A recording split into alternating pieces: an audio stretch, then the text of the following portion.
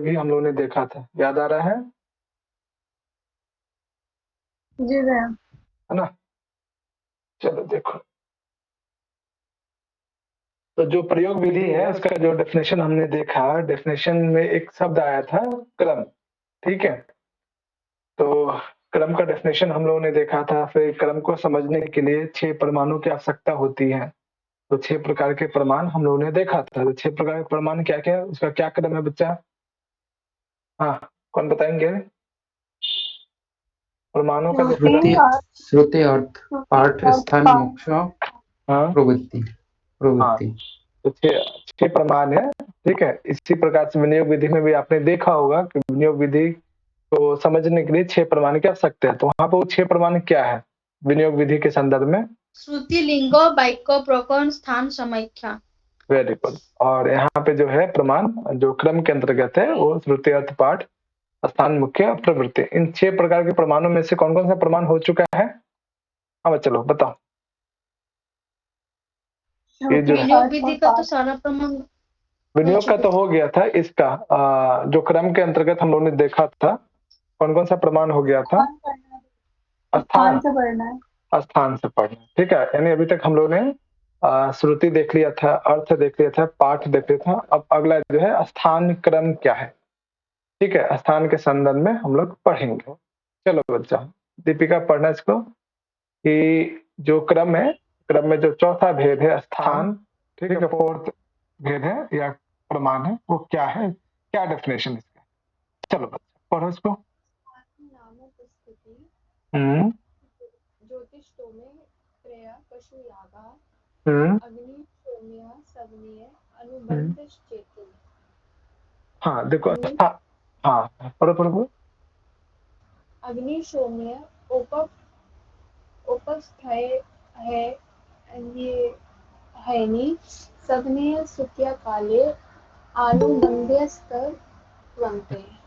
ठीक है, अच्छा देखो इसमें स्थान नामक क्रम जो है, ठीक है, इसके विषय में कहा जा रहा है कि स्थान का डेफिनेशन है उपस्थिति नाम स्थानम, ठीक है। किसी भी पदार्थ या किसी भी मेनली ये पशु याज से संबंधित जब कोई क्रम निर्धारित करना हो, ठीक है, कि किस यज्ञ में पहले किस वस्तु विशेष का जो है या द्रव्य का स्थान होना चाहिए, उस चीज को निर्धारित करता है स्थान नामक क्रम। जैसे यहाँ पे एक एग्जाम्पल के तौर पे कि जो ज्योतिषोम नामक यज्ञ है उसमें जो है 3 प्रकार के पशु याग होते हैं, ठीक है। अलग अलग दिन जिस हिसाब का पशु है उस हिसाब से जो है उसका जो दिवस है दिन जो है निर्धारित होता है, ठीक है। तो इसका जो डेफिनेशन है उपस्थित नाम स्थानम, किसी पशु इत्यादि को लेकर कि उसकी जो पूजा है उससे संबंधित जो कार्य विशेष है किस दिन करना चाहिए, एक दिन एक स्थान निर्धारित की गई है। कई बार आपने सुना होगा कि ये मुख्य जो यज्ञ है इसी दिन हो सकता है, इसके अतिरिक्त अन्य दिन नहीं हो सकता। कोई मुख्य यज्ञ जो है आपने सुना भी होगा कि ये जो यज्ञ है या ये पूजा है इसी दिन करना चाहिए, इसके अतिरिक्त नहीं करना चाहिए, ठीक है।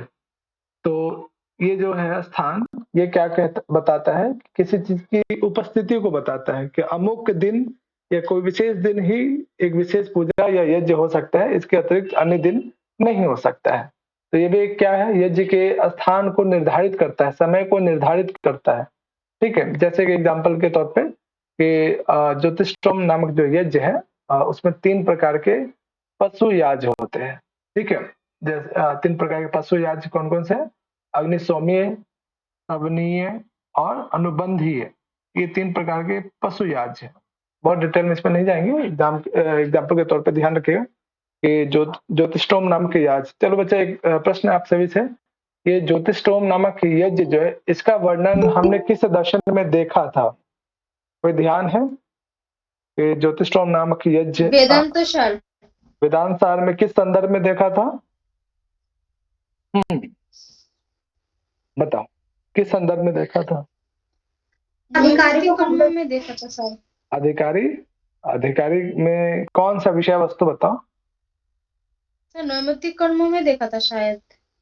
क्या था उसमें बताओ? नित्य कर्म में आ गया संध्या वंदना, हम्म, और प्रायश्चित्त में आ गया जातिष्ठी यज्ञ और नैमित्तिक में आएगा सारा ज्योतिष्टम नैमित्तिक कर्मों में। हाँ, तो एग्जाम्पल बताओ। एग्जाम्पल नैमित्तिक कर्म है वो तो पुत्र जन्म का लिए जो यज्ञ करना है। हाँ पुत्रेष्टि जन्मादि अनुबंधानि जी ऐसा हाँ सर। था। हाँ। और जा, नैमित्तिक में जातिष्ठी यज्ञ आएगा और, जातिष्ठी। और ज्योतिषोम कोई यज्ञ का वर्णन है कहीं विधान सर में? बताओ ज्योतिष्टम भी है सर किसके संदर्भ में? और प्रायश्चित्त में आया सर ज्योतिष्टम यज्ञ। अच्छा, प्रायश्चित में ज्योतिषोम पक्का?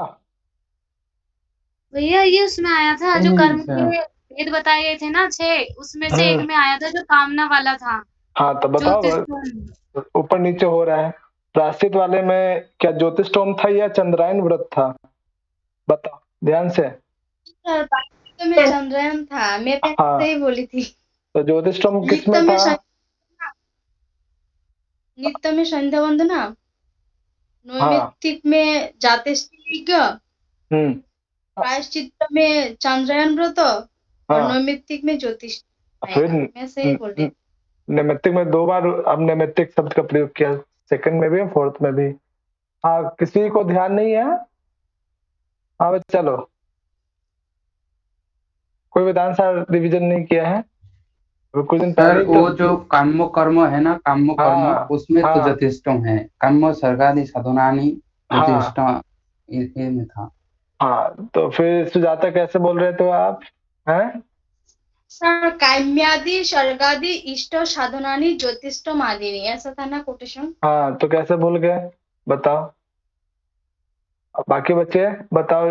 अब सुजाता जो बता रही है अब सही है? अभी जो सपिकुल ने बताया अब याद आया मुझे। याद हाँ आया? सर वैसे ही है। हाँ कम्मानि स्वर्गादिष्ट साधनानि ज्योतिष्ठामदिनि। हाँ, तो बच्चा लोग ध्यान रखिए, नित्य अलग है, नैमित्तिक अलग है, प्रायश्चित अलग है, उपासना अलग है, काम्य कर्म अलग है, निषिद्ध कर्म अलग है, सबका एग्जाम्पल भी अलग है। ठीक है, सबका डेफिनेशन भी अलग है, ध्यान रखिए। ठीक है, कंफ्यूज मत होइएगा, मेन एग्जाम में फिर प्रॉब्लम होगा। चलो बच्चे, यहाँ पे देखो कि 3 प्रकार के मतलब ज्योतिषोम यज्ञ में 3 प्रकार के पशु याग होते हैं। नाम है अग्निशोमीय पशु याग, सवनीय पशु याग और अनुबंधीय नामक पशु याग। इनका एक निश्चित समय या निश्चित स्थान जो है निर्धारित किया गया है अर्थसंग्रह के अनुसार कि इस पशु याग जो है इसी दिन ही हो सकता है, अमुक पशु याग इसी दिन। तो इसे याद भी रख लीजिएगा कि ज्योतिषोम नामक यज्ञ में 3 प्रकार के पशु याग होते हैं। ये तीनों जो है क्रमशः एक निश्चित समय है, निश्चित समय का निर्धारण किया गया। मुझे इसका आइडिया नहीं है कि औपस्थित दिन कौन सा होता है या सुत्या काल क्या कहलाते, याजिक शब्दावली है। ठीक है, तो मैंने खोजा इसको, कहीं मुझे मिला पशु नहीं। याग का मतलब पशु के लिए करना होता है याग? हाँ, पशु संबंधी यज्ञ जो है 3 प्रकार का जो ज्योतिषोम नामक यज्ञ के अंतर्गत आता है। ठीक है, तो यहाँ पे जो है 3 प्रकार के पशु याग की बात की गई है। 3 प्रकार के जो पशु याग है, पशु से संबंधित यज्ञ, जैसे आपने सुना होगा अश्वमेध यज्ञ, सुना है? जी सर। अश्वमेध है ना? तो जी सर।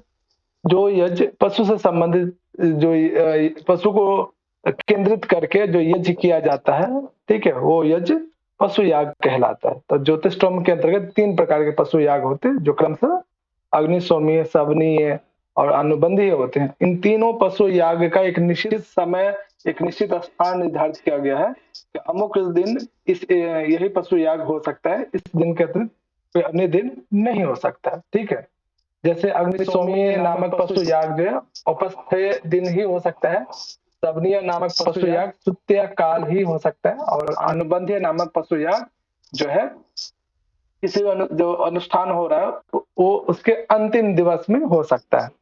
ठीक है, तो मुझे अब मैंने खोजा इसको सुत्या काल वगैरह क्या हो तो मिला नहीं। बाकी अगर आप लोगों को कुछ पता हो तो बताना मुझे। ठीक है, तो इसमें क्या क्या ध्यान रखना है कि एक तो स्थान का डेफिनेशन, ठीक है, दूसरा है कि ज्योतिषोम नामक जो याग होता है उसमें कितने प्रकार के पशु याग होते हैं, उनको क्रम से याद रखिएगा। ठीक है, उसके बाद प्रत्येक का जो है दिन क्या है निर्धारित, कब उसकी उपस्थिति कब है वो भी ध्यान रखेंगे। हाँ बच्चा, क्लियर है ये टॉपिक? बोलो। सर एक क्वेश्चन है हाँ बोलो। सर। अश्वमेध यज्ञ में अश्व को क्या किया जाता था? देखो, अश्वमेध नाम क्यों पड़ा? आपने उत्तर रामचरित पढ़ा हो या फिर कोई ऐसी कहानी, क्या होता था उसमें कि बहुत सारे राजा लोग पहले अश्वमेध यज्ञ करते थे।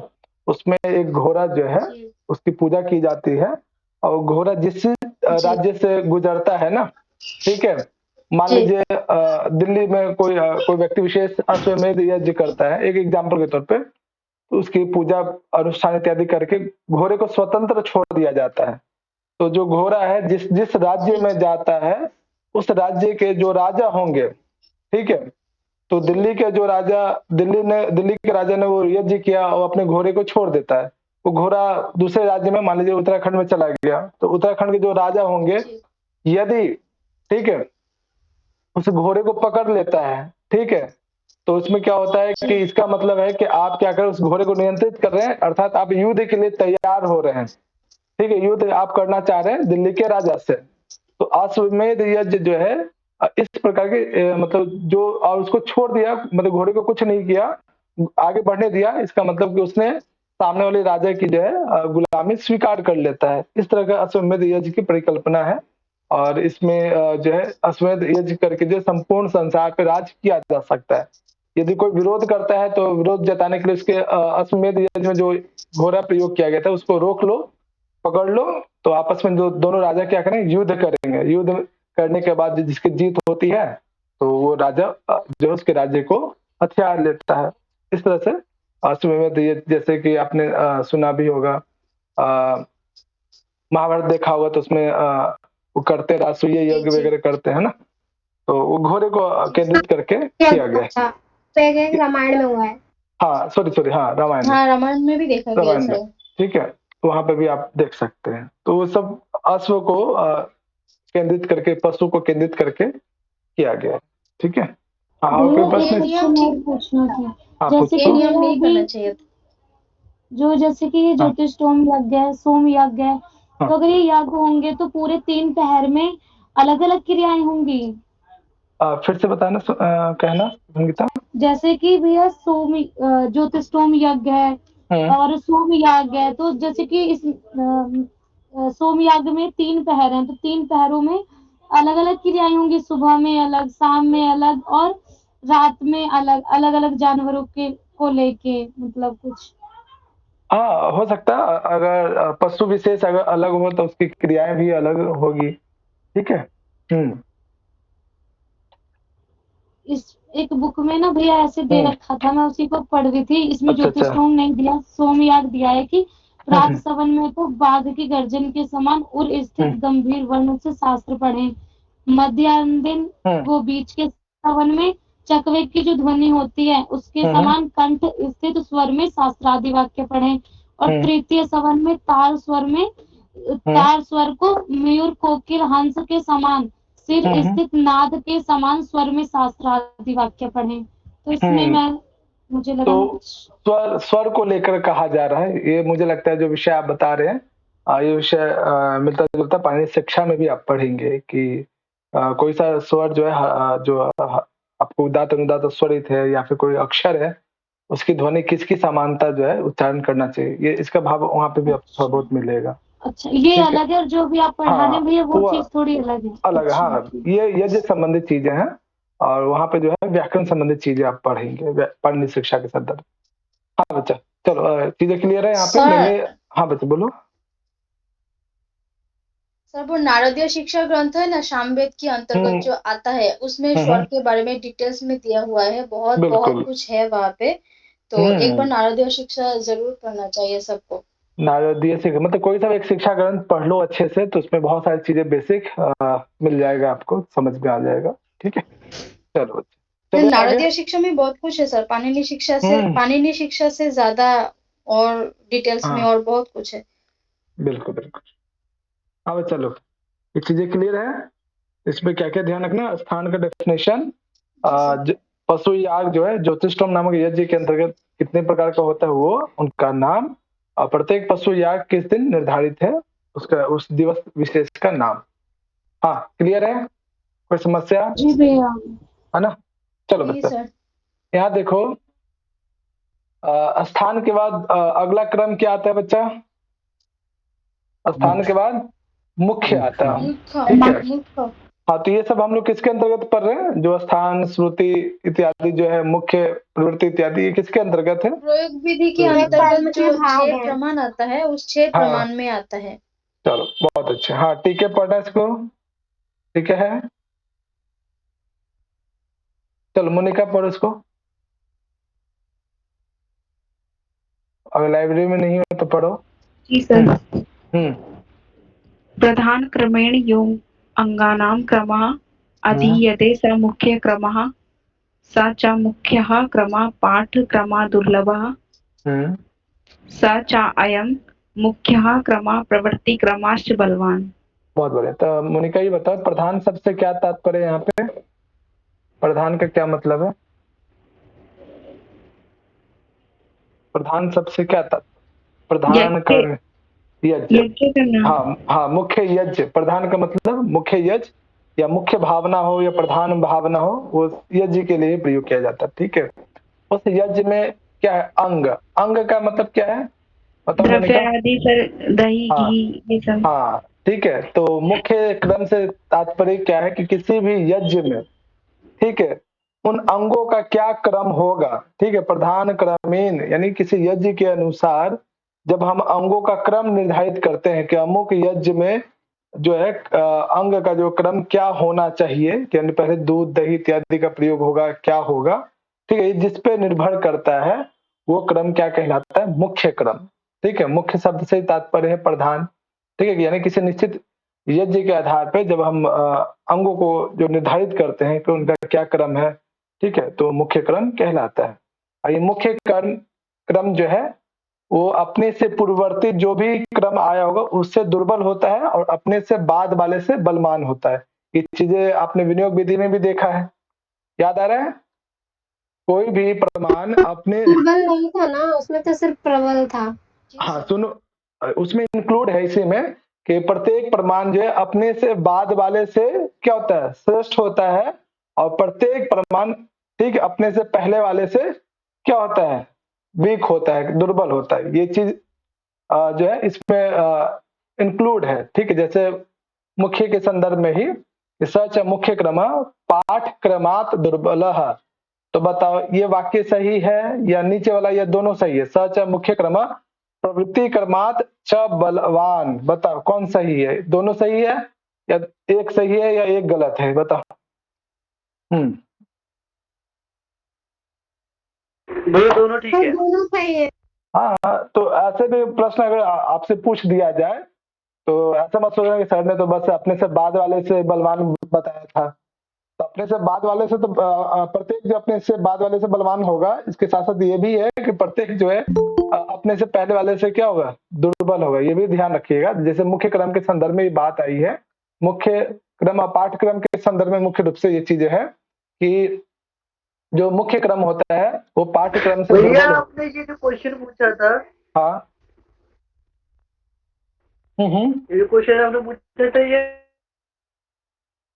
के संदर्भ में पूछा था क्या? फिर से आपकी आवाज ब्रेक हो गई। के संदर्भ में पूछा था ये प्रश्न। क्या फिर से बोलना विषय?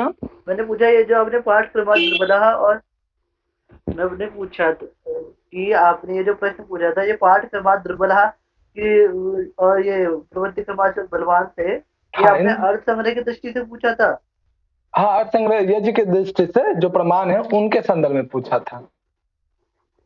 मुझे लगा व्याकरण की दृष्टि से पूछा गया है। नहीं, अर्थ संग्रह की दृष्टि से। चलो, हाँ क्लियर है बच्चा? यानी मुख्य क्रम जो है पाठ्यक्रम से दुर्बल होता है और मुख्य क्रम जो है प्रवृत्ति क्रम से बलवान होता है। ये चीजें याद है? याद रहेगा? भूलोगे तो नहीं? क्रम याद रखिएगा, ठीक है? 6 प्रमाणों का क्या क्रम है उसमें आप चीजों को सीख सकते हो, समझ सकते हो। अपने से बाद वाले से बलवान होता है और अपने से पहले वाले से दुर्बल होता है। चले आगे। मुख्य क्रम का डेफिनेशन समझ में आ गया? हाँ बच्चा, चले? जी सर। समझ में आ रहा है ना? ऐसा तो नहीं लग रहा कि मतलब पता नहीं क्या पढ़ा रहे हैं, यज्ञ अंग प्रधान इत्यादि क्या है? अच्छा भैया ये व्याकरण पढ़ रहे हैं या दर्शन, मतलब मुझे कंफ्यूजन हो रही है, मैं पकड़ नहीं पा रही हूँ कौन सा बुक पढ़ रहे हैं हम। ढूंढने की कोशिश तो कर रही हूँ लेकिन समझ नहीं पा रही हूँ। ये अर्थ संग्रह है। अर्थ संग्रह में ठीक है एक टॉपिक है विधि। ठीक है, बहुत दिन के बाद आ रहे हो ना संगीता, इसलिए थोड़ा सा पूछ भैया मैं लेना। व्याकरण की बुक लेके उसी में ढूंढ रही थी, सॉरी, अरे इसलिए नहीं मैंने नहीं, बीच में बोली थी। तो व्याकरण में यज इत्यादि का वर्णन कहाँ है ये बताओ।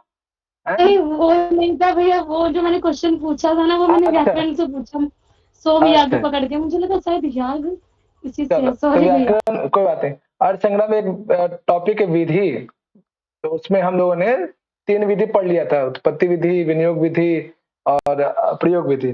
ठीक है, प्रयोग विधि देख रहे हैं, प्रयोग विधि के ही डेफिनेशन में एक शब्द आता है क्रम। ठीक है, तो क्रम के 6 प्रमाण होते हैं। इन 6 प्रमाणों में से जो है हमने 3 प्रमाण पढ़ लिया था पहले। आज जो हम लोग ने स्थान पढ़ा, फिर मुख्य पढ़ा।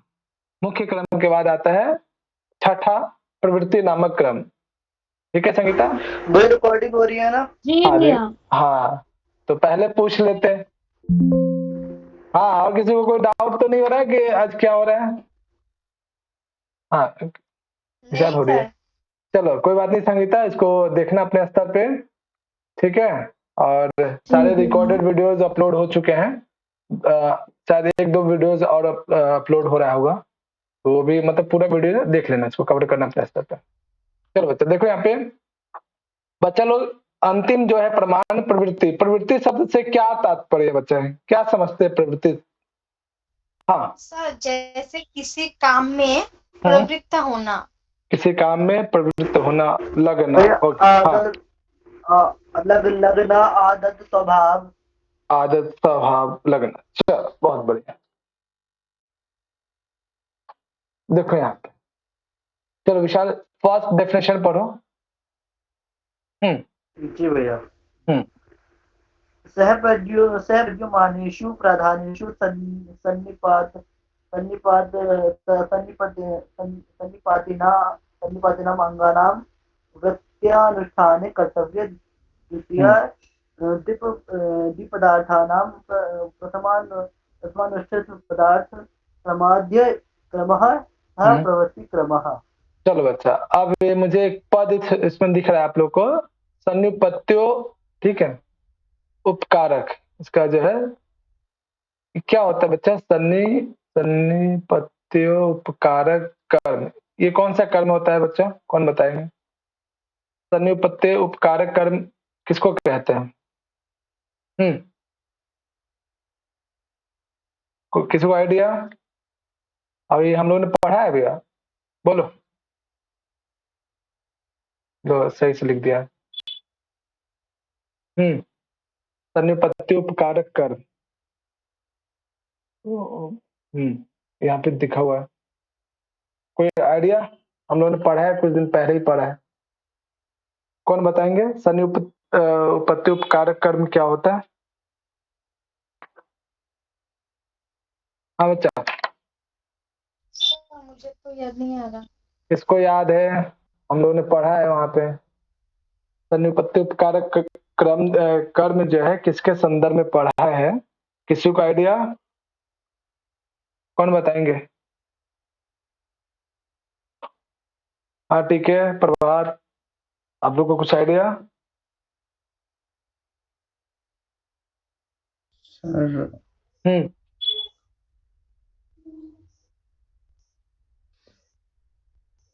सर वो जो कर्मांगो जो था, वो जो द्रव्याद उपदेशेन विधीयमान कर्म सन्निपत्तो, ऐसे कुछ था। चलो कुछ हद तक सही बता रहे हो बच्चा लोग, रिवीजन करो। लो देखा? जो सर हाँ सर, विनियोग विधि का जो अंग था सिद्धि रूप और क्रिया रूप, तो यहाँ हाँ क्रिया रूप का और 2 था, गुण कर्म और प्रधान कर्म, और गुण कर्म जो होता है उसका एक नाम है सन्निपत। हाँ ठीक है, सन्निपत्य उपकारक का एक और नाम है गुण कर्म के अतिरिक्त भी, उपकारक है और आश्रयी कर्म है और उपकारक कर्म है। हाँ ठीक है। चलो बच्चा, तो सन्निपत्य उपकारक कर्म में क्या होता है कि कोई भी कर्म किया जा रहा है। कर्म का मतलब क्या है बच्चा? अर्थ संग्रह में कर्म शब्द से क्या तात्पर्य है? कर्म का मतलब यज्ञ करना, यज्ञ, बहुत अच्छे।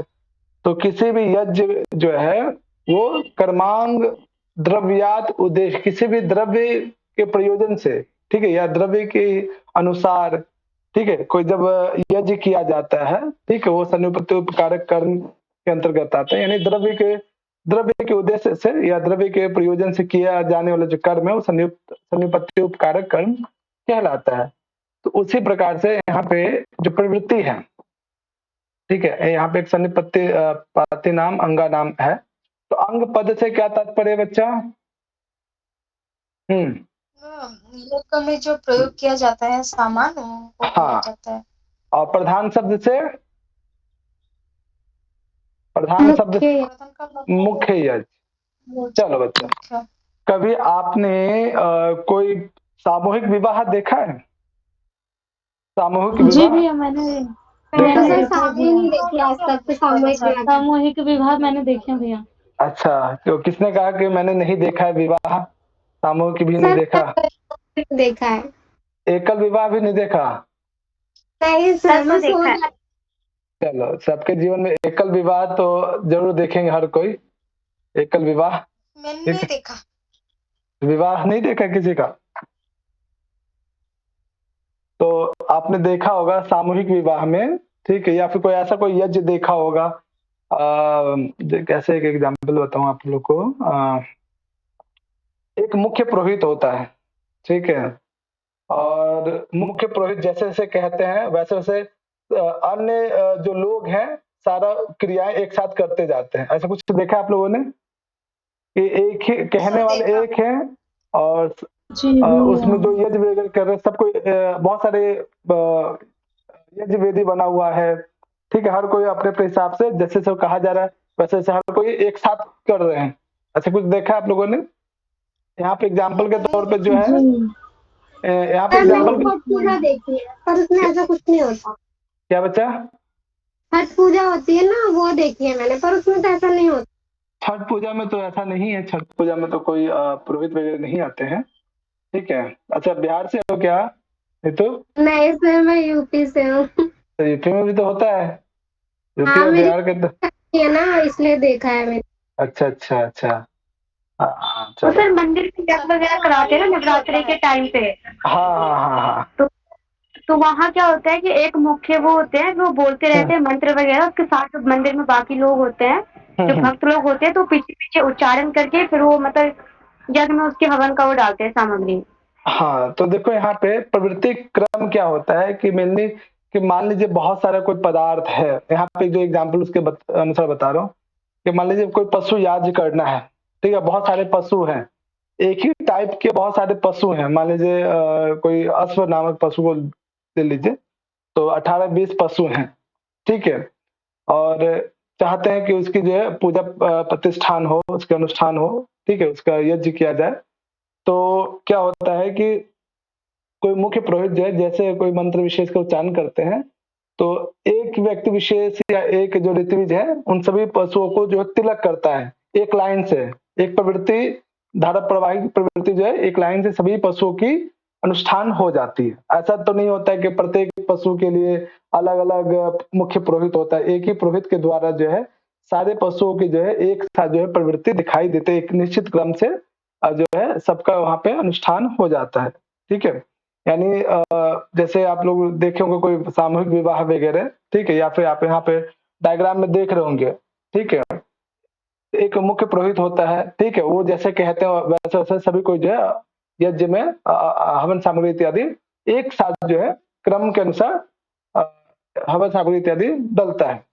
इसी चीज को यहाँ पे कहा जा रहा है कि सह प्रयुज्यमानेषु प्रधानेषु, कि किसी भी मुख्य यज्ञ में, ठीक है, अंगानाम सन्निपत्ति नाम अंगानाम आवृत्ति अनुष्ठान, किसी भी अंग का, ठीक है, किसी भी प्रधान यज्ञ में कोई सा भी यज्ञ ले सकते हैं आप, उन यज्ञों में जो है बहुत सारे अंग हो सकते हैं, ठीक है।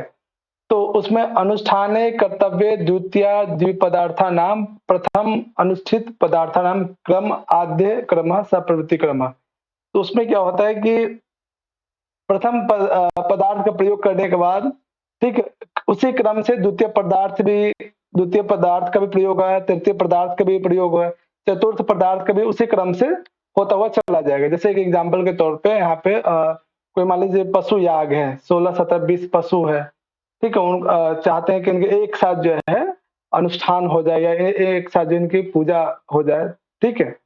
तो उन पशुओं को एक साथ जो है तिलक इत्यादि करना हो, तो इसके लिए जो प्रवृत्ति नामक क्रम की आवश्यकता पड़ता है, एक साथ जो है सभी पशुओं के अनुष्ठान हो जाता है, तो इसके लिए जो है प्रवृत्ति क्रम होता है। तो इसमें जो मेनली आपको जो ध्यान रखना है, प्रवृत्ति क्रम का डेफिनेशन ध्यान रखना है, ठीक है। उसमें भी क्या होता है, प्रथम के बाद द्वितीय, द्वितीय के बाद तृतीय पशु का, फिर चतुर्थ पशु का, इस तरह से एक साथ जो है क्रमबद्ध तरीके से जो है सब पशुओं में एक साथ जो है प्रवृत्ति दिखाई देता है। तो ऐसा जो है क्रम प्रवृत्ति क्रम कहलाता है, ठीक है। इसके बहुत सारे एग्जाम्पल आप सामूहिक विवाह वगैरह में देख सकते हैं, या कोई महायज्ञ इत्यादि होता है, उसमें भी आपको दिखाई ये प्रवृत्ति क्रम दिखाई देगा। यानी प्रत्येक अंग जो है एक साथ कार्य करता है वहां पे, ठीक है।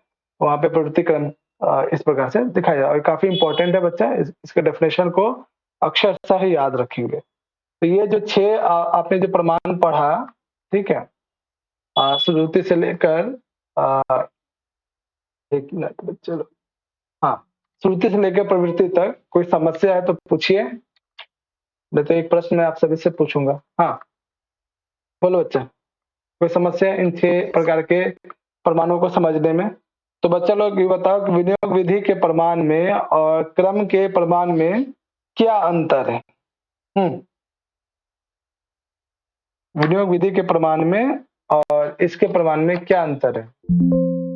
अर्थ की जगह लिंक है विनियोग, और विशेष अंतर वाक्य की जगह पाठ, किसकी जगह पे? प्रवृत्ति की जगह समाख्या। हाँ, प्रवृत्ति की जगह पे समाख्या है, ठीक है। तो और श्रुति का क्या डेफिनेशन है दोनों जगह?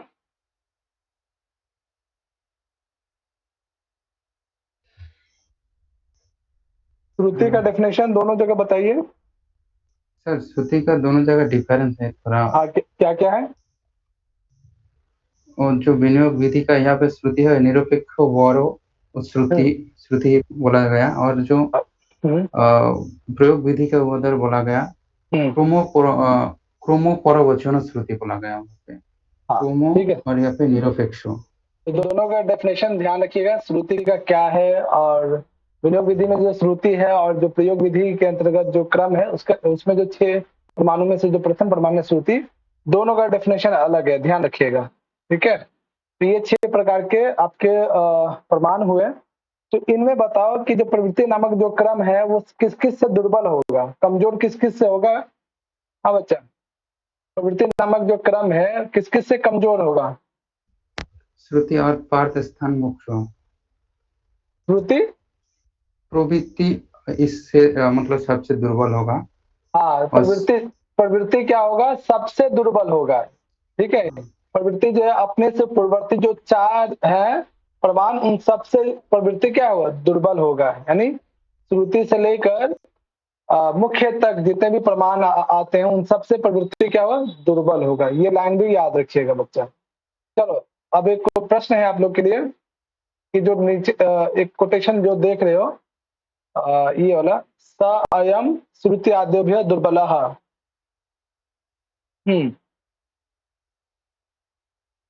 इसका आंसर सिर्फ और सिर्फ प्रवृत्ति क्रम होगा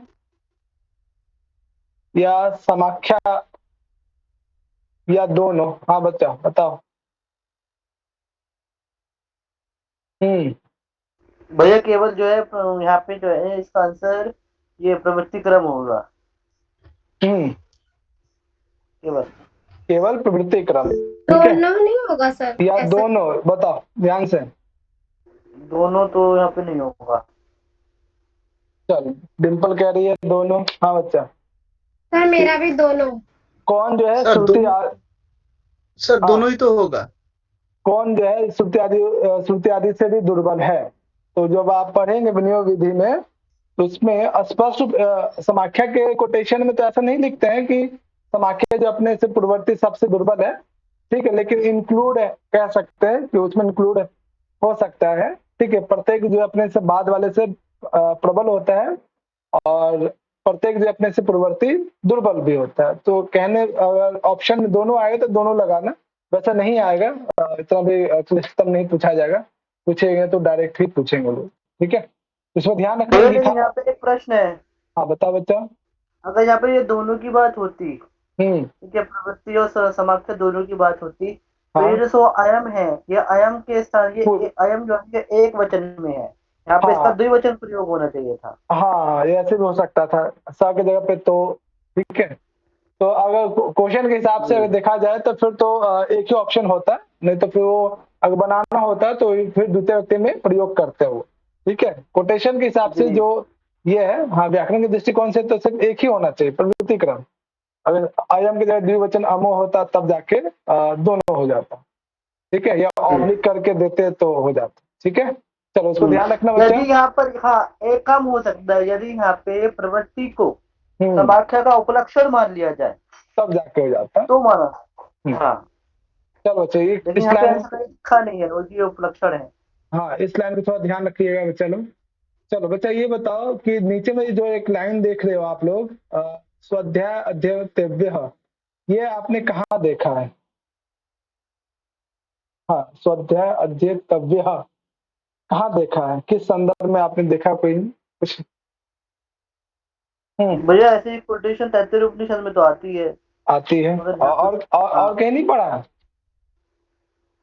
ये जो स्वाध्याय तव्य, बस ये शब्द उसमें भी प्रयोग होता है, जो जिसमें बताते हैं कि वेद जो शब्द है स्वाध्याय अर्थ इस ग्रंथ में नहीं पढ़ा, इस ग्रंथ में नहीं पढ़ा, अर्थ संग्रह में शुरुआत में।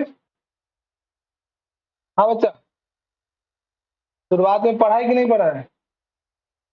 रिवीजन नहीं हो रहा है क्या अर्थ संग्रह?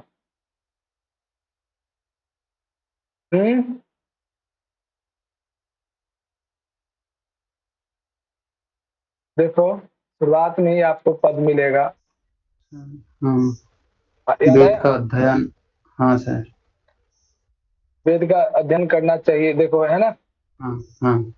है ये भैया है आया, भूल जा रहे हो, रिवीजन करो बच्चा।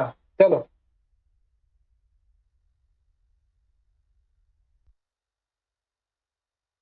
देखो यहाँ पे, तो वहां पे ये जो कोटेशन आप देख रहे हो, ठीक है, एक प्रकार वो अध्ययन विधि के संदर्भ में कहा जा रहा है कि वेद का अध्ययन करना चाहिए, ठीक है। हाँ बच्चा देखो इसको ध्यान रखना है कि ये जो कोटेशन है ये अध्ययन विधि का एक कोटेशन है, ठीक है। और नीचे वाला जो है एक विधि वाक्य है, विधि वाक्य या तो उत्पत्ति विधि हो सकता है, विनियोग विधि हो सकता है, अधिकार विधि हो सकता है, या प्रयोग विधि हो सकता है, ठीक है। चलो ये चीजें जो है थोड़ा ध्यान रखिए, जो पहले हम लोगों ने पढ़ा था। यहाँ तक जो है आपको प्रयोग विधि का जितना भी प्रमाण था क्रम के डेफिनेशन में कंप्लीट हो जाता है। अगला और अंतिम जो विधि है अधिकार विधि। अधिकार विधि में अधिकार शब्द से क्या तात्पर्य है बच्चा, बताओ क्या समझते हैं अधिकार शब्द से? सर यज्ञ करने में कौन अधिकार है, कौन यज्ञ कर सकता है, ये क्या? अच्छा कौन यज्ञ कर सकता है उसका अधिकार बताना, ओके चलो कोई और बच्चा लोग।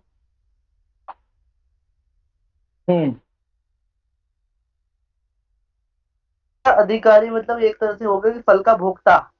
हाँ ठीक है, कोई यज्ञ इत्यादि कर रहा है तो उसका फल क्या मिलेगा, ठीक है, अगर क्या मिलेगा वो फल किसको मिलेगा, यानी कर्ता के विषय में बताएगा, ठीक है ना।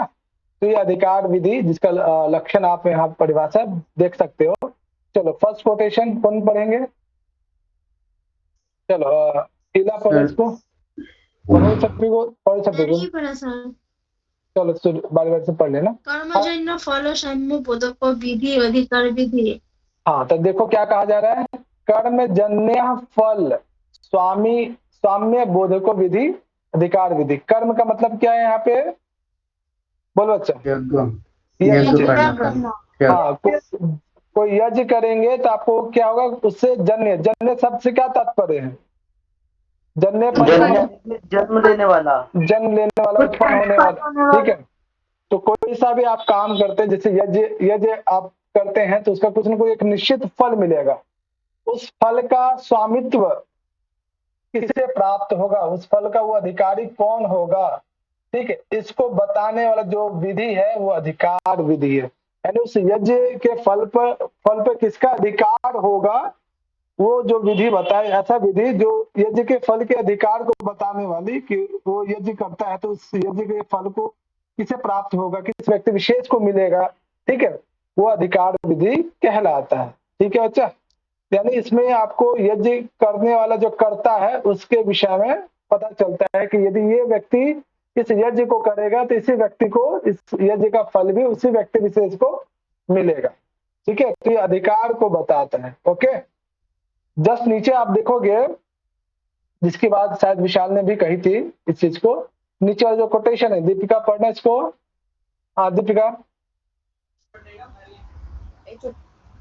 हाँ जी भैया। हाँ दीपिका पढ़। कर्मजन्य फल स्वाम्यम कर्मजन्य फल भोक्तृत्व। इसको चुप करा रहे थे दीपिका। हाँ अरे भैया वो कोई बात नहीं। चलो अच्छा, देखो यहाँ पे क्या है। अब यहाँ पे जो आपने एक शब्द देखा है, कर्मजन्य फल स्वाम्य, है ना। कर्मजन्य फल स्वाम्य शब्द का क्या तात्पर्य है, इसका क्या मीनिंग है, ठीक है। तो जो भी कोई यज्ञ विशेष करते हैं उसका जब फल होगा, उसका स्वामित्व क्या होगा, उसका भोग करने वाला जो व्यक्ति होगा, कर्मजन्य फल भोक्तृतव्य, यानी किसी भी यज्ञ का जो फल हमें मिलेगा, ठीक है, उस फल का स्वामी कौन होगा, उस फल को भोगने वाला। ठीक है, यानी जो यज्ञ विशेष कर रहा है वो जो व्यक्ति विशेष, जैसा मान लीजिए कि छपिकुल जो है अग्निहोत्र कर रहे हैं, अग्निहोत्र नामक कोई यज्ञ कर रहे हैं, ठीक है। इस यज्ञ से जो फल की प्राप्ति होगी, उस फल के भोक्ता कौन होंगे, छपिकुल होंगे, ठीक है। या कोई भी व्यक्ति विशेष या कोई स्त्री विशेष जो भी यज्ञ करेंगे, उस यज्ञ के फल पे किसका अधिकार होगा, करने वाले का। और ये जो कर्ता के विषय में जो बताएगा वो अधिकार विधि कहलाता है।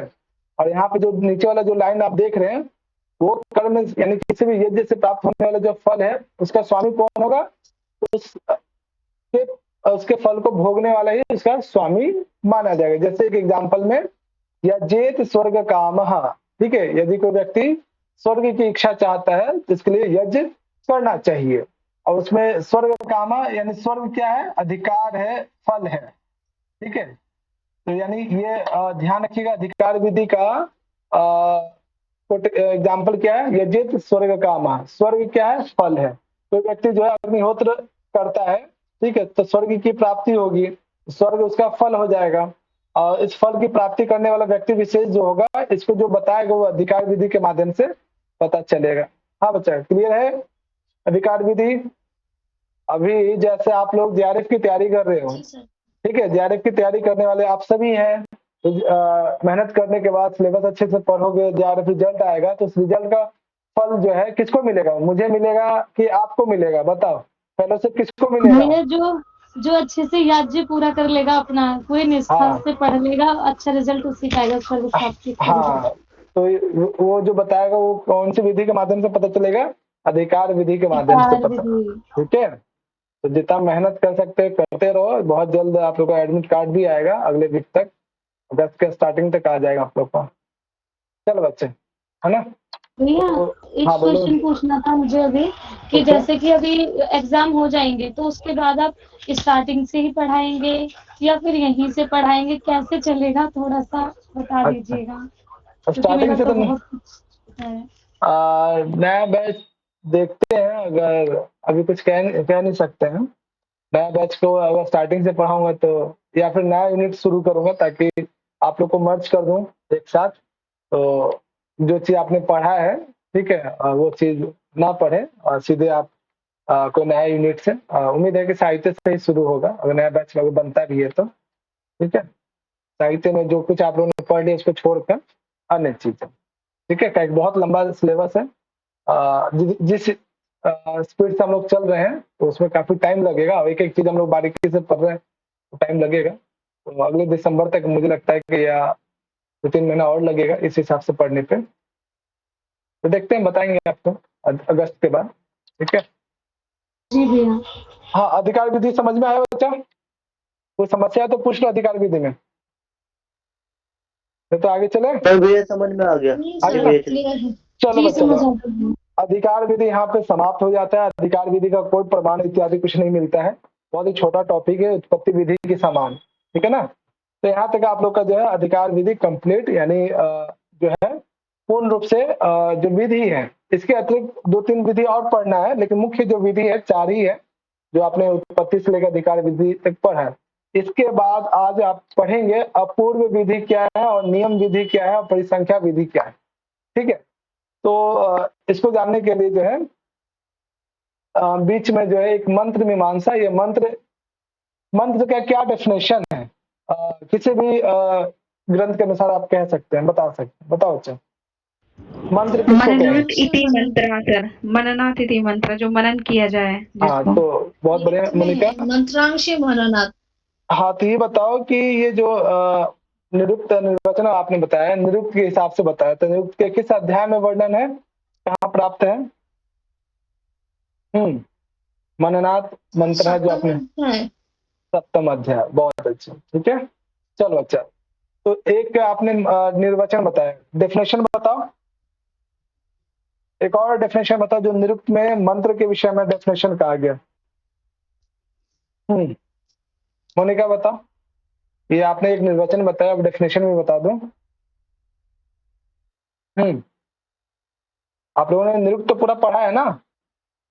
सर उसमें तो ऐसा ना अनर्थकाइति मंत्र खुद सुने का है। अब देखो मोनिका कितना चालाक हो रही है, मतलब इतना छोटा सा, मतलब अनर्थका ही मंत्र इति क्रोध से आचार्य है। इसके अतिरिक्त 7वां अध्याय में यास्काचार्य ने मंत्र का डेफिनेशन भी दिया है, वो भी बता दो। याद नहीं आ रहा है? हाँ अच्छा, कौन बताएंगे? मैं बताऊं सर? हाँ बताओ।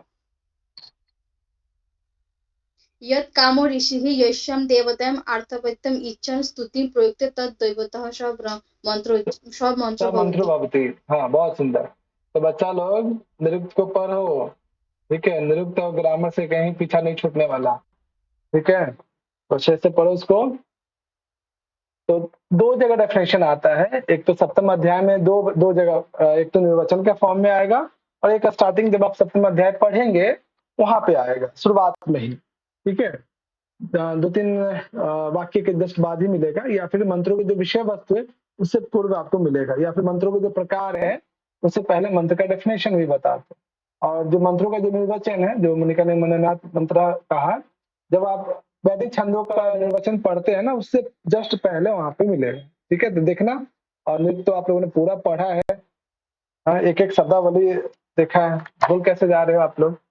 उसी प्रकार से तो मंत्र का प्रयोग क्यों करते हैं, किसी भी यज्ञ में मंत्र का प्रयोग क्यों करते हैं, बताओ बच्चों, कौन बताएंगे?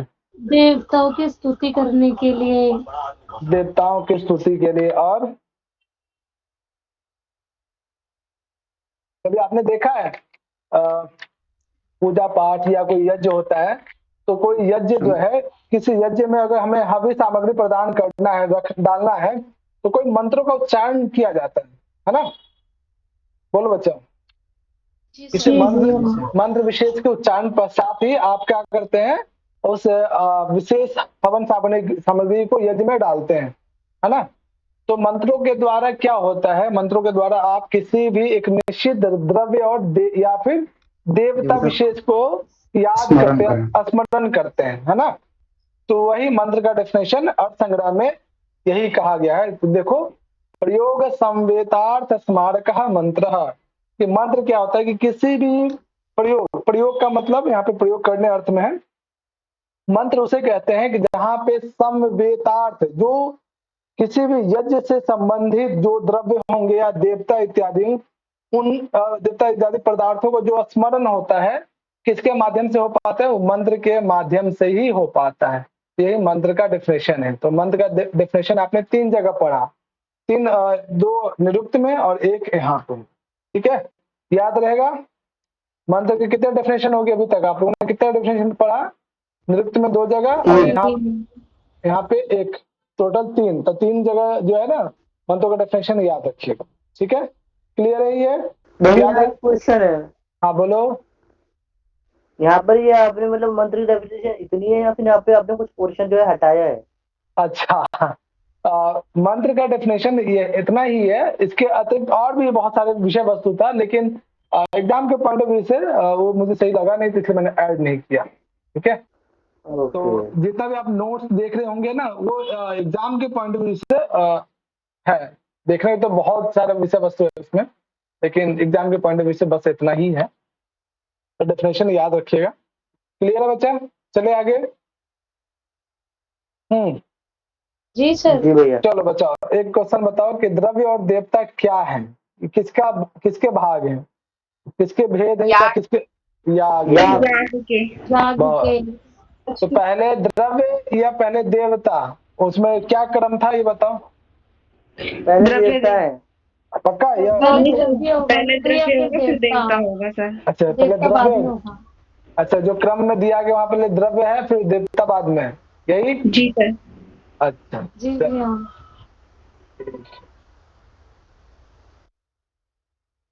चलो बच्चा, मंत्र के बाद जो अलग से आपको दो विधि पढ़ना है, पहले तो आपने गुण विधि पढ़ा, गुण विशिष्ट विधि पढ़ा, उसी प्रकार से तीन विधि और पढ़ना है आपको। नियम विधि, ठीक है, अपूर्व विधि एक और आएगा, और साथ ही साथ परिसंख्या विधि।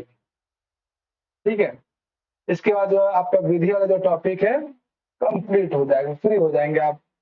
फिर तो मुझे लगता है ज्यादा टाइम नहीं लगेगा, मैक्सिमम हो सकता है 1.5 क्लास। चलो बताओ नियम विधि से कोई क्या समझते हैं आप? कोई आइडिया? या नियम पद से क्या तात्पर्य? कुछ भी बताओ, क्या होता है नियम विधि या अपूर्व विधि या फिर परिसंख्या विधि, तीनों में क्या अंतर है? किसी को आइडिया? हाँ चलो। भैया ग्रामर नहीं होगा? ग्रामर तो उम्मीद कम है बच्चा, ग्रामर तो नहीं हो पाएगा, इस बार कंप्लीट कर लो, कल ग्रामर करेंगे। ग्रामर के नोट्स अभी प्रॉपर वे में तैयार हुआ नहीं। चलो बच्चा देखो यहाँ पे,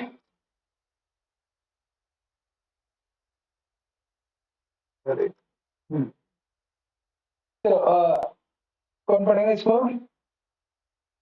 हाँ रुको, काम नहीं पढ़ो उसको, नियम विधि का डेफिनेशन पढ़ो। नाना साधना साधये क्रियाया में साधन प्राप्तया पर साधनस्य प्राप्को विधिर नियम विधि। चलो अच्छा सर हाँ, नियम विधि में ऐसा होता है क्या, मतलब कोई एक काम करने के लिए, काम सिद्ध करने के लिए जब बहुत सारे रास्ताओं को ढूंढना पड़ता है, मतलब रास्ता से वो काम को सिद्ध करना है पड़ रहा है, वही नियम विधि है। मतलब कार्य एक ही है, बहुत सारे मतलब रास्ताओं से उसको सिद्ध करना पड़ रहा है, वही नियम है। बहुत अच्छे। तो चलो इसे एक एग्जाम्पल से समझते हैं। जैसे ये किस चीज का पौधा है बच्चा, बताओ ये पौधा किस चीज का है? सर ये चावल का, धान का है ना। चलो बच्चा लो, सभी ने जो बताया बिल्कुल सही बताया। चलो मुझे एक काम, मुझे जो ये इस धान से चावल अलग करना है, तो कितने तरीके से अलग अलग कर सकते हैं? चावल कितने तरीके से निकाल सकते हैं बताओ? धान से मशीन से निकल सकते हैं। भाई वैसे कोई एक करके बताओ। हाँ सुजाता, एक बताओ, कोई एक आंसर बताओ। पहला क्या बताओ? मशीन से निकाला जा सकता है, मशीन से। Okay very good. दूसरा कोई बताओ? ओखली में डाल के उसे कूट के उससे भी निकाल सकते हैं चावल। ओखली से कूट कर ना, चलो कूट कर। अगला बच्चा, और क्या तरीका है? कोई और बताओ? हाथों से बीनकर। हाथों से बीनकर, बहुत बढ़िया। हाथों से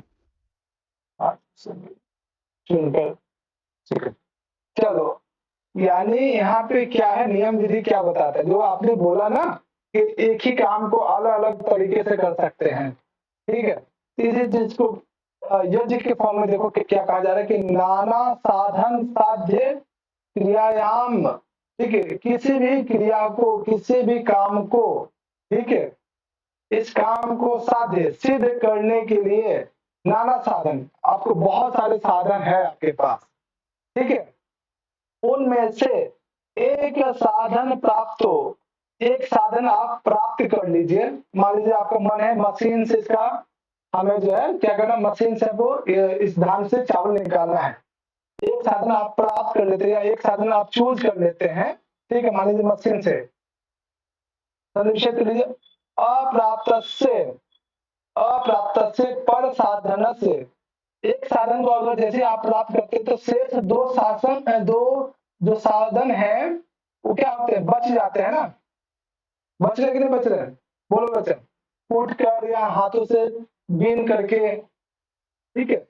तो किसी एक साधन को प्राप्त करने के बाद या किसी एक साधन का यूज करने के बाद शेष जो प्राप्त नहीं है उसकी भी प्राप्ति जो करवा दे वो नियम विधि है। अर्थात कि किसी भी यज्ञ को कितने अलग अलग तरीके से किया जा सकता है, ठीक है। यदि उनमें से कोई एक विधि आपको प्राप्त है या एक तरीका या एक साधन प्राप्त है तो दूसरा साधन भी आपको जो प्राप्त करा दे वो नियम विधि कहलाता है। यानी किसी भी यज्ञ में यदि एक अंग आपको पता है तो दूसरे अंग का भी जो ज्ञान करा दे वो नियम विधि कहलाता है। जैसे एग्जाम्पल के तौर पे कि धान की कुटाई जो है आप अलग अलग तरीके से कर सकते हैं। एक साधन आपने मशीन से डाल दिया तो मशीन से आपको धान से चावल प्राप्त हो जाएगा।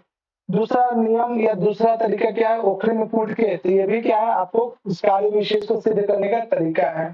तीसरा है हाथों से चून करके। तो एक ही कार्य को अलग अलग साधनों के माध्यम से अलग अलग साधन के माध्यम से आप उस कार्य विशेष को जब प्राप्त करने लगते हैं वो नियम विधि कहलाता है। और नियम विधि में ये ध्यान रखिएगा इसके दो डेफिनेशन है, ठीक है। नियम विधि में क्या होगा कि यदि आप जैसे एक को फाइनल करते हैं कि एक किसी एक तरीके से मुझे ये करना है तो शेष दो तरीका और भी आपको प्राप्त हो जाएगा या फिर कोई और एक अन्य तरीका भी आपको प्राप्त हो जाएगा, ठीक है। तो इसके दो डेफिनेशन है, जैसे कि अभी आपने एक देखा, एक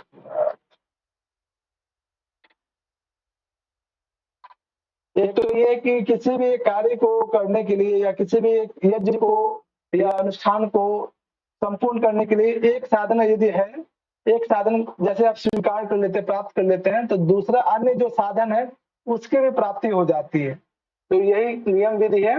नियम विधि का दूसरा एक और डेफिनेशन है, एक डेफिनेशन ये और कई बार पूछा गया एग्जाम में नियम विधि का, ठीक है। एग्जाम्पल भी पूछा गया है और साथ ही साथ जो है डेफिनेशन भी। दूसरा है इसमें नियम विधि का, हाँ निहारिका पढ़ना इसको।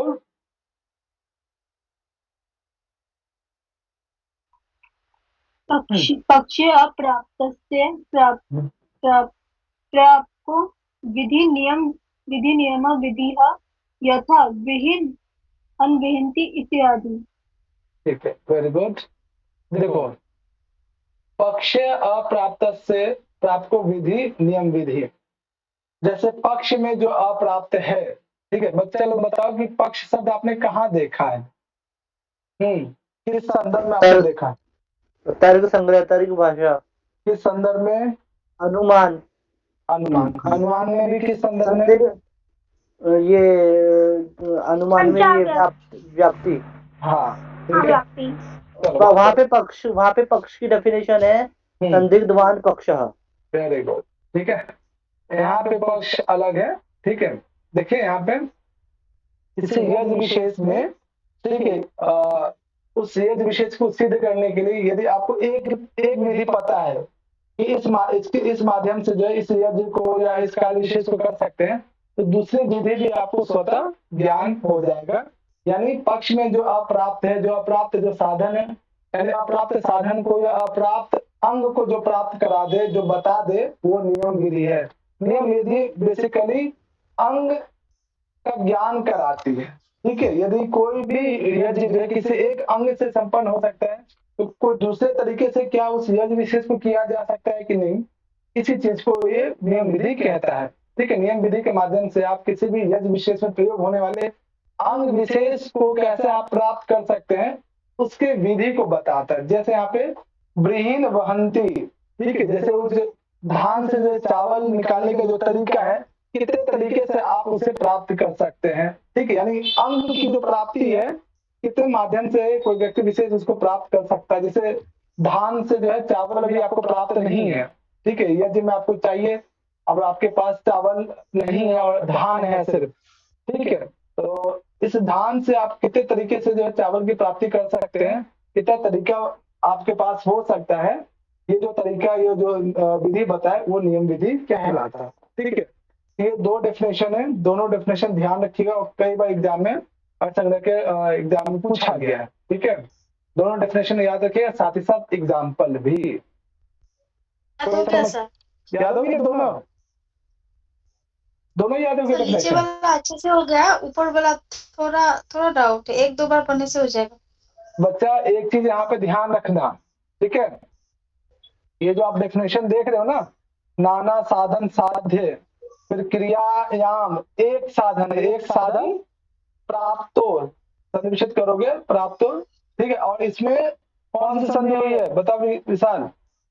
ये संधि है अयादि संधि, एचो एवा यावा, ये आप अर्थ संधि में पढ़ेंगे।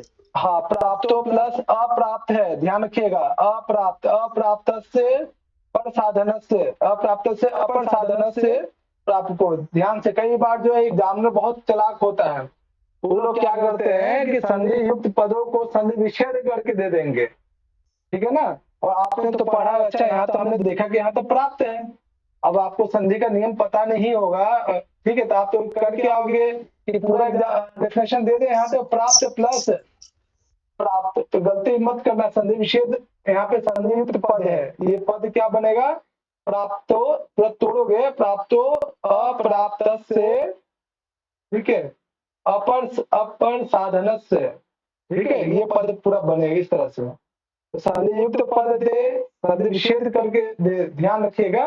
ये जो दूसरी डेफिनेशन है ना, हाँ, इसमें भी एंगा पदांतति से जो है पूर्व रूप एक आदेश हो गया है। हाँ, वेरी गुड वेरी गुड, इसमें भी जो है पक्ष अप्राप्त से, ठीक है, ऐसे भी आपको दे सकता है, तो दोनों तरीके आपको पता होना चाहिए, संधि युक्त पद का भी ज्ञान और संधि विच्छेद युक्त पदों का भी ज्ञान। ठीक है बच्चा, यहाँ पे मैं कुछ ऐड करना चाहूंगा। हाँ करो बच्चा।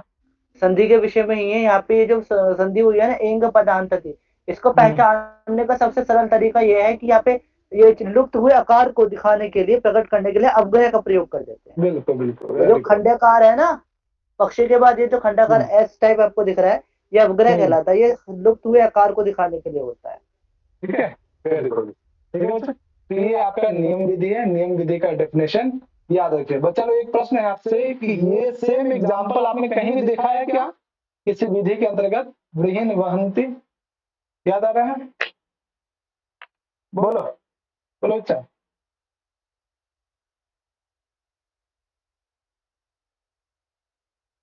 क्या हो गया?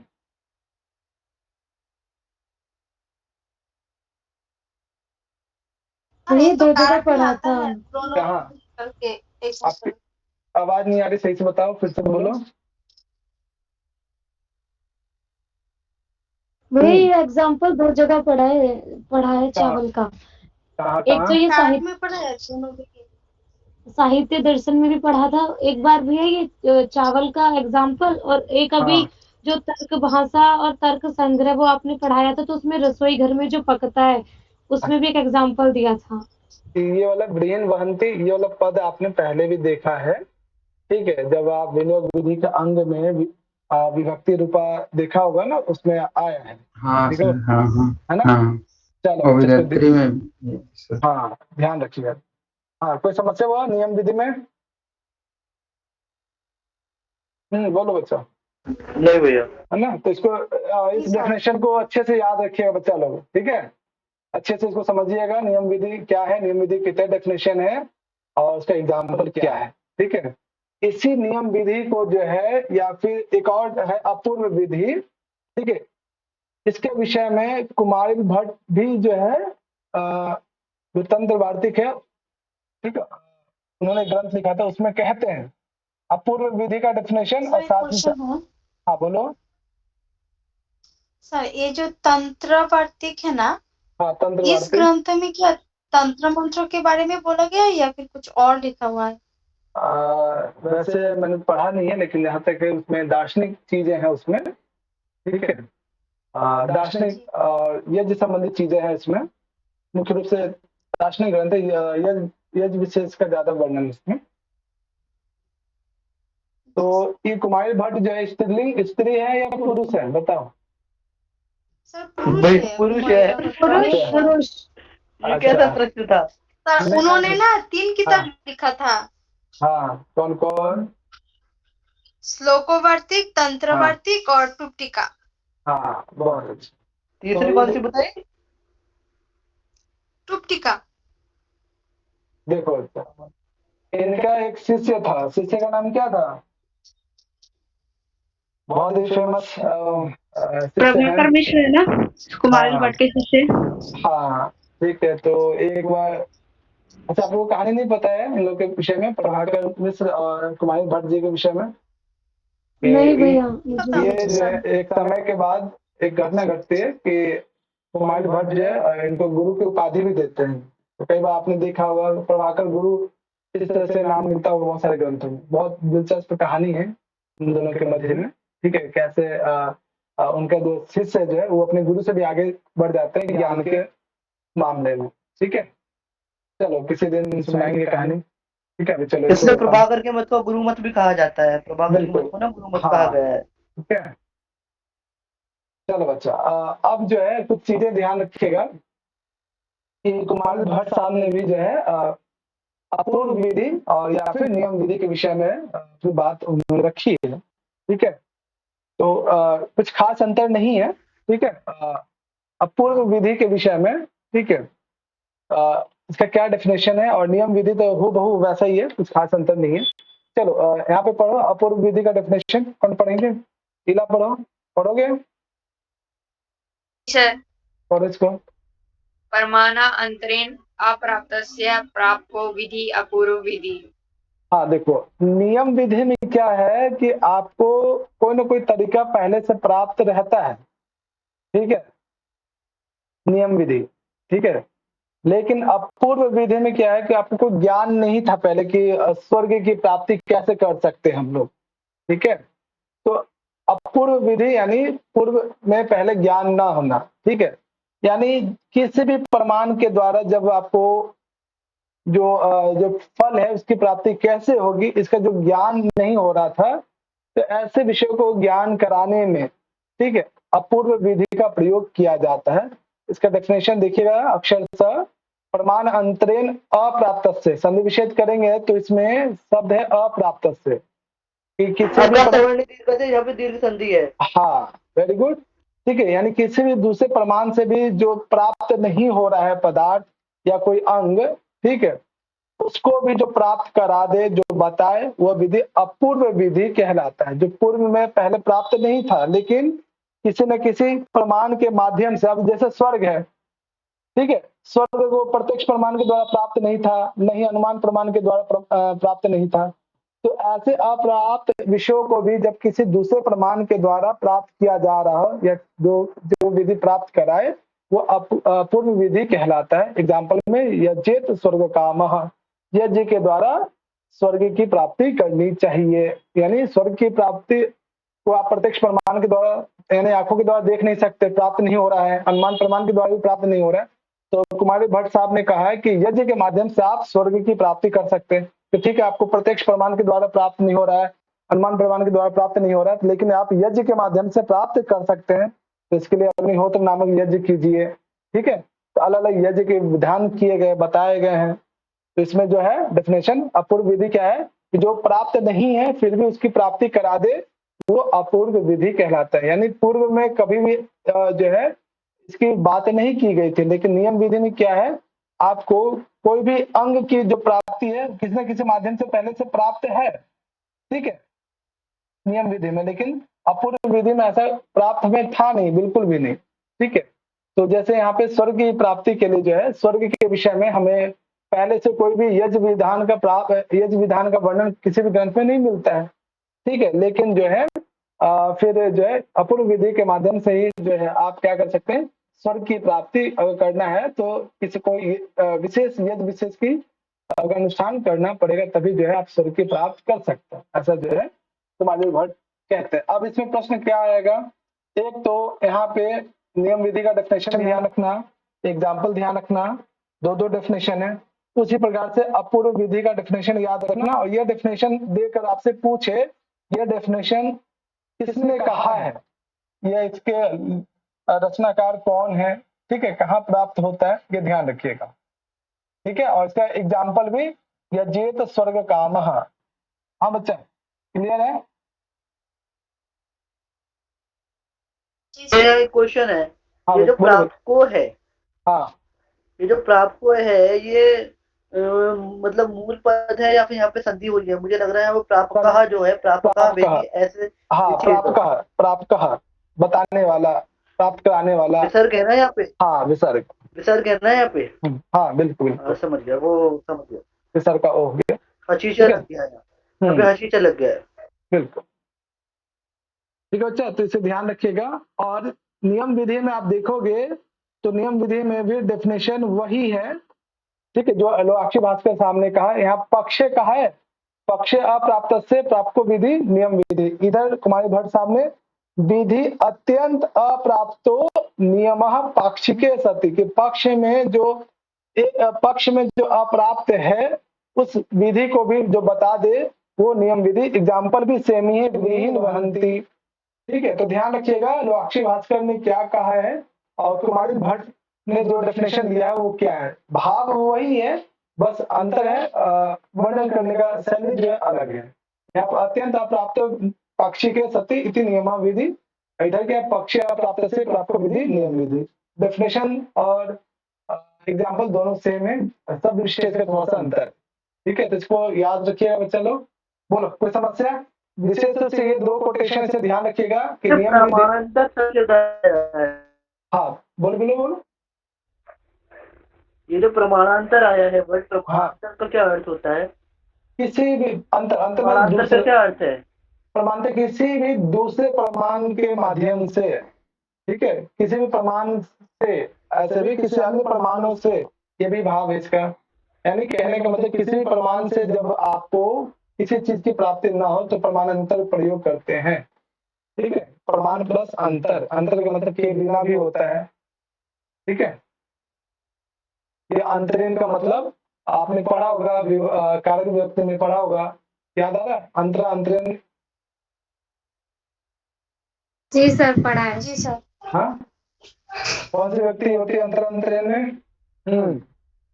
और आप लोग हो सकता है कल ही पढ़ोगे भी, तृतीय है, ठीक है, तृतीय है। सर कारक पढ़ाएंगे ना आप पहले? हाँ, कारक प्रकरण पढ़ाऊंगा आपको। सर ये तो अच्छा है। हाँ, तो ये आपको हर एग्जाम में काम आएगा। बच्चा लोग ये जो है जो कुमारी भट्ट साहब के द्वारा जो नियम विधि और अपूर्व विधि का जो डेफिनेशन दिया गया तो याद रखेंगे, ठीक है। और कल जो है हम लोग परिसंख्या विधि, अभी तो हम लोग शॉर्ट में परिसंख्या विधि, ये भी डेफिनेशन जो आप देख रहे हो यहाँ पे, ये भी जो है ना कुमारी भट्ट साहब के द्वारा ही दिया गया है। कल हम लोग डिटेल से पढ़ेंगे कि लोकाक्षी भास्कर ने परिसंख्या विधि के बारे में क्या कहा है। यहाँ पे एक ही छोटा सा कोटेशन प्रयोग करते हैं कि तत् प्राप्तो परिसंख्या इति गीयते। तो प्राप्तो शब्द में यहाँ पे कौन सी व्यक्ति है बच्चा? द्विवचन है। द्विवचन है। देखो बच्चे इसमें क्या है, कल हम लोग देखेंगे परिसंख्या विधि जो है, जो परिसंख्या विधि का जो एग्जाम्पल है उसके माध्यम से जो एग्जाम्पल आप देखोगे, एक तो अभिधा अर्थ भी आता है और साथ ही साथ वहां पर लक्षण अर्थ भी आएगा, ठीक है। एक निषेध वाक्य भी आपको वहां पे पता चलेगा। तो परिसंख्या विधि में क्या करता है कि जहाँ पे दो पदार्थों की बात होती है, ठीक है, तो उन दो पदार्थों में से एक का उसमें निषेध भी हो जाता है। जैसे आपने पढ़ा होगा कि जैसे ये पंच नखा भक्ष्या, कि 5 जीव ही, 5 नाखून वाले 5 जीव ही भक्षण करने योग्य है। एक सामान्य अर्थ तो ये आ रहा है, ठीक है, लेकिन दूसरा अर्थ क्या आता है बताओ बच्चा? एक सामान्य अर्थ है कि 5 नाखून वाले 5 जीव ही भक्षण करने योग्य है। एक तो अभिधा अर्थ तो ये आ रहा है, दूसरा अर्थ क्या आ रहा है बच्चा?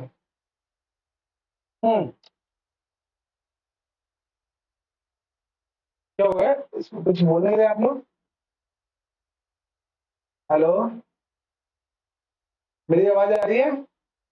भैया यहाँ पे एक तो अर्थ सब ये भी हो सकता है कि हाँ यहाँ पे एक अर्थ ये भी हो सकता है कि मतलब जो व्यक्ति अनेक जानवर खाता हो उसको परिसंख्यित करने के लिए ऐसा बोला गया हो कि केवल 5 नख वाले जो है जानवर खाने ही योग्य हैं।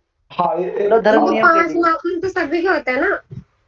अरे तो एक अर्थ ये भी आ रहा है ना कि पंच नखा भक्षण, यानी 5 नाखून वाले के अतिरिक्त कोई अन्य नाखून वाले, यानी 4 नाखून वाले हो, ठीक है, इनसे कम नाखून या इनसे ज्यादा नाखून वाले जो जीव हैं उनका भक्षण नहीं करना चाहिए। एक अर्थ तो ये भी आ रहा है ना। बोलो अच्छा, इस वाक्य से 2 प्रकार के, एक निषेध अर्थ में भी वाक्य आ रहा है, एक निवृत्ति अर्थ में भी अर्थ आ रहा है, एक सामान्य अर्थ में जो अभिधा अर्थ में ज्ञान हो रहा है। तो सर जिनके नाखून नहीं है वैसे जानवरों को खाना चाहिए, ऐसा क्या? नहीं खाना चाहिए। तो यहाँ पे अर्थ संग्रह में ये वर्णन है कि अगर भक्षण करने योग्य जो जीव है कि वो केवल 5 ही जीव ऐसे हैं जो भक्षण करने योग्य हैं, जिनके 5 नाखून होते हैं। वो कल मैं बताऊंगा वो जीव कौन कौन से व्याख्याकार मानते भी हैं। 5 जीव ऐसे कौन कौन से हैं? हाँ बोलो। ये जो कोटेशन है ना पंच नखा भक्ष्य, ये इसका कोटेशन या आपको वहाँ पे भी मिलेगा। आवाज ब्रेक हो गई विशाल। के बारे में, पंचनखा के बारे में वो धन्वलोक के मंगलाचरण में भी आए हैं पंचनखा। स्वशालिक में यहाँ पे जब व्याकरण के धर्म नियम का उपदेश किया गया था वहाँ पर भी है ये। हाँ बिल्कुल, ठीक है, पढ़ेंगे हम लोग वहाँ पे। तो वहाँ तो नरसिंह भगवान की बात हुई है। मैं कह रहा हूँ ये जो कोटेशन है लगभग हूबहू कोटेशन ये पद्मशाली में भी मिलेगा। बिल्कुल ठीक है बच्चा। तो कल हम लोग परिसंख्या विधि के विषय में देखेंगे, ठीक है, कैसे एक ही वाक्य से या किसी 2 पदार्थों की जब हम एक ही समय में बात करते हैं तो कैसे उन 2 पदार्थों में से एक पदार्थ का निषेध किया जाता है और एक पदार्थ की जो वहाँ पे स्वीकृति की जाती है। तो जब ऐसी बात की जाती है जहाँ पे 2 पदार्थों में से एक का निषेध और एक का जो है ग्रहण किया जाए, ऐसी विधि को क्या कहते हैं, तो कल हम लोग परिसंख्या विधि के डिटेल में पढ़ेंगे और साथ ही साथ फिर हम लोग कल व्याकरण भी पढ़ेंगे। ठीक है बच्चा, तो कल आप लोग का